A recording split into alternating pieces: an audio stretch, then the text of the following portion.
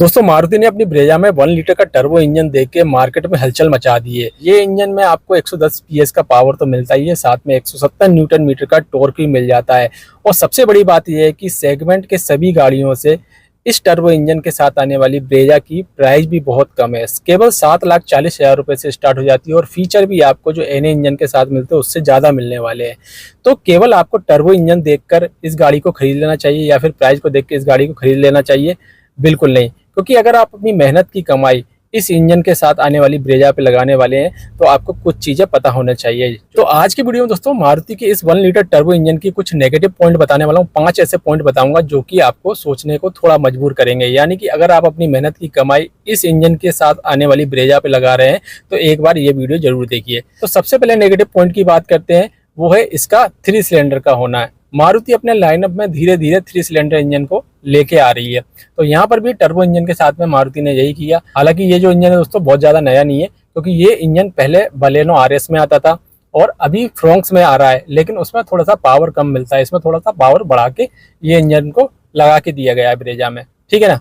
तो ये इंजन मारुति का कोई नया इंजन नहीं है, लेकिन बहुत ज़्यादा सक्सेस इंजन भी नहीं कहेंगे, क्योंकि मारुति की जो गाड़ियां हैं ना वो एनए इंजन के साथ में ज़्यादा पसंद की जाती है, या फिर डीजल इंजन जो पहले आते थे उनके साथ में पसंद की जाती थी। और साथ में इस इंजन के साथ में मारुति की और गाड़ियों का जो प्राइस था वो बहुत ज़्यादा था, तो अब इस इंजन को बहुत कम प्राइस में ब्रेजा में लगा के दिया जा रहा है।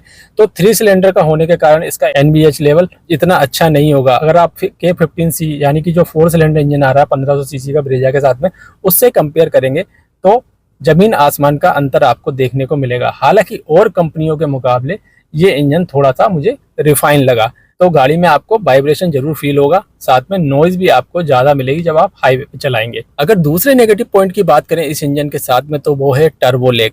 सभी टर्बो इंजन में दोस्तों थोड़ा बहुत टर्बो लेग आपने देखा होगा। तो मारुति का ये जो इंजन है ना, हालांकि इसका जो टर्बो ना 2000 आरपीएम पे काम करना स्टार्ट कर देता है और इसमें इलेक्ट्रॉनिक टर्बो दिया गया है, तो ये अच्छी बात है। सक्शन वाला टर्बो नहीं है, तो यहाँ पर आपको ठीक ठाक परफॉर्मेंस मिलने वाला है। लेकिन बात आती है जब ट्रैफिक में आप जिस गाड़ी को चलाएंगे या फिर सिटी में चलाएंगे, तो जब तक गाड़ी का आरपीएम 2000 पे नहीं जाएगा तब तक गाड़ी अच्छा परफॉर्म नहीं करेगी और आपको थोड़ा बहुत वाइब्रेशन भी फील होने वाला है। साथ में आप सेकंड गियर या थर्ड गियर में जिस तरह से एन इंजन के साथ में गाड़ी को उठा सकते थे, उस तरह से आप लो स्पीड में गाड़ी को नहीं चला पाएंगे, बार बार आपको गियर चेंज करना पड़ेगा। तो ये एक प्रॉब्लम आएगी आपको टर्बो इंजन के साथ में। इसके बाद तीसरे पॉइंट की बात करें तो वो है माइलेज। आपको टर्बो इंजन के साथ में माइलेज कम मिलने वाला है अगर आप एनए से कंपेयर करेंगे, क्योंकि जो टर्बो इंजन होते हैं वो ड्राइव सेंसिटिव होते हैं। यानी कि अगर आप लाइट फुट से गाड़ी चलाते हैं तो आपको ठीक ठाक माइलेज दे देंगे, लेकिन जैसे ही आपने थोड़ा सा पंजा दबाया तो पिकअप तो आपको अच्छा मिलता ही है, साथ में आपका जो फ्यूल है ना वो भी ज़्यादा बर्न होता है। यानी कि फ्यूल कंजम्पशन टर्बो इंजन में आपको ज़्यादा देखने को मिलता है नॉर्मल इंजन के मुकाबले। तो यहाँ पर आपको जो माइलेज है ना दोस्तों एन इंजन से आप कंपेयर करेंगे तो कम ही मिलने वाला है, भले ही इसमें 1000 सीसी का इंजन है। तो ये भी आपको सोचना होगा। इसके बाद चौथे नेगेटिव पॉइंट की अगर बात करें तो वो है लॉन्ग टर्म मेंटेनेंस कॉस्ट। दोस्तों जीडीआई इंजन जो होते हैं ना, यानी टर्बोचार्ज जो इंजन होते हैं, उनके साथ एक प्रॉब्लम होती है। लॉन्ग टर्म में जब गाड़ी 40,000 50,000 या उससे ज़्यादा चल जाती है तो कभी कभी ये देखा गया है कि इनटेक बोल में कार्बन डिपॉजिट हो जाता है, कार्बन जमने लग जाता है, जिससे मेंटेनेंस कॉस्ट बढ़ जाती है और गाड़ी का परफॉर्मेंस भी गिर जाता है। यानी जो टर्बो इंजन होते हैं ना दोस्तों, उनका मेंटेनेंस कॉस्ट आपको जो एनए इंजन है उनके मुकाबले ज़्यादा देखने को मिलता है। तो ये भी आपको सोचना होगा। अब सीधा सा मैं आपको एग्जांपल देता हूँ। मान लीजिए K10 का इंजन है जो कि 1000 सीसी का होता है, नॉन टर्बो इंजन की बात कर रहा हूँ मैं।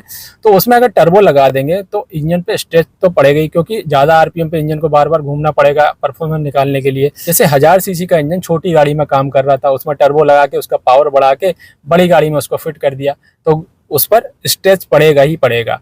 तो ये आपको सोचना पड़ेगा कि लंबे समय के लिए अगर आप गाड़ी ले रहे हैं तो फिर टर्बो इंजन से थोड़ा सा परहेज कीजिए। और आने वाले समय में मान लीजिए E20 फ्यूल आ गया तो टर्बो इंजन के साथ में थोड़ी प्रॉब्लम हो सकती है। एनए इंजन थोड़ा बहुत ये चीज़ों को सहन कर सकते हैं।